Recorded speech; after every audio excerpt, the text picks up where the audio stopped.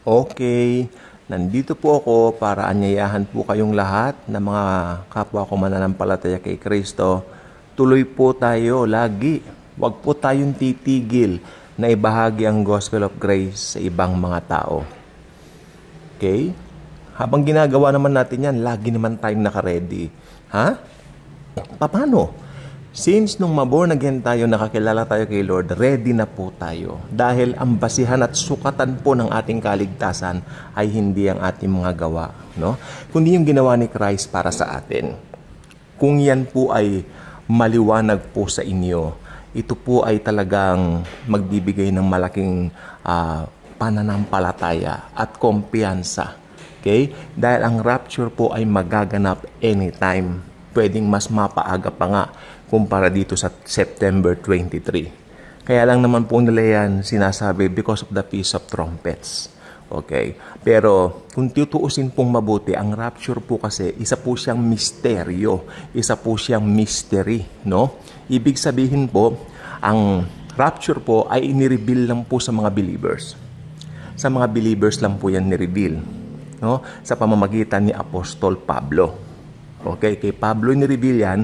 At pang Gentile po talaga yan. Kaya yung Feast of Trumpets po, okay, yung 7 feasts, kung tutuusin, wala pong kinalaman yan sa rapture. Dahil ang 7 feasts pong yan ay mga panghudyo.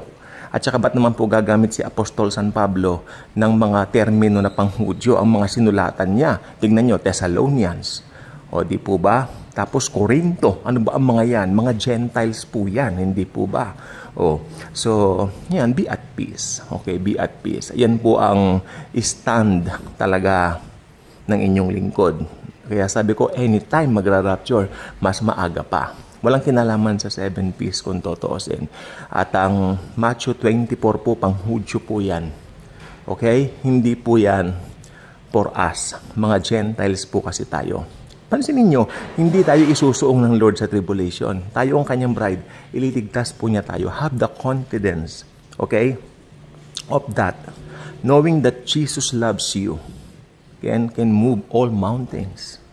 Dahil alam mo, it's not about you loving the Lord, but the Lord Himself loves you first. Para pong si Apostle John, saan mo makikita yung the beloved of Jesus? Sa kanyang aklat lang. Sinong sumulat nun? Si John. Okay, have yourself, okay, believe. Not just believe, always know that you are the beloved of Jesus. He will rapture you anytime. Okay, again, hindi po kasama ang 7 feasts. Walang kinalaman ang 7 feasts sa rapture dahil ito po ay sa mga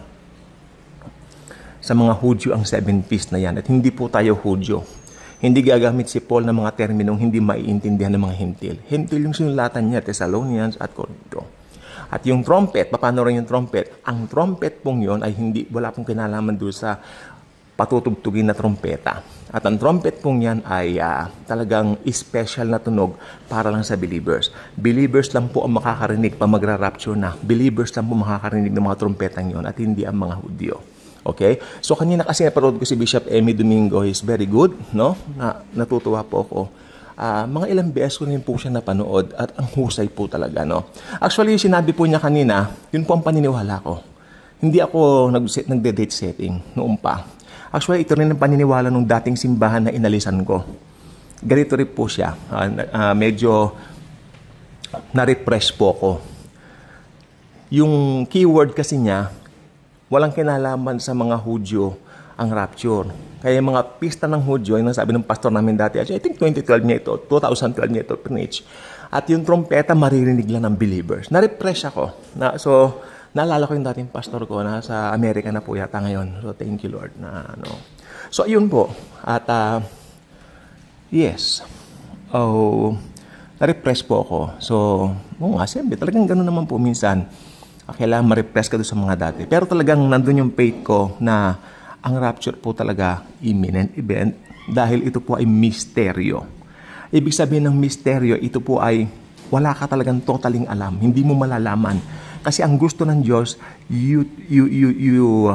tawag dito, ang gusto po ng Panginoon, magtiwala tayo sa kanyang perfect timing. Hindi doon sa galing ng mga taong magkalkula. Okay? Kasi kung maalala po niyo, noong 1988 pala may libro, no? Yung Edgar Wiesnant, no? Yun, sinabi ni Bishop Emmy kanya doon sa kanyang palatuntunan, nakaka-bless po. Marami palang nalinlang yon, yung aklat na yon. Wag nating hayaang mangyari pa po ngayon. So again, maaring mas maaga pa ang rapture.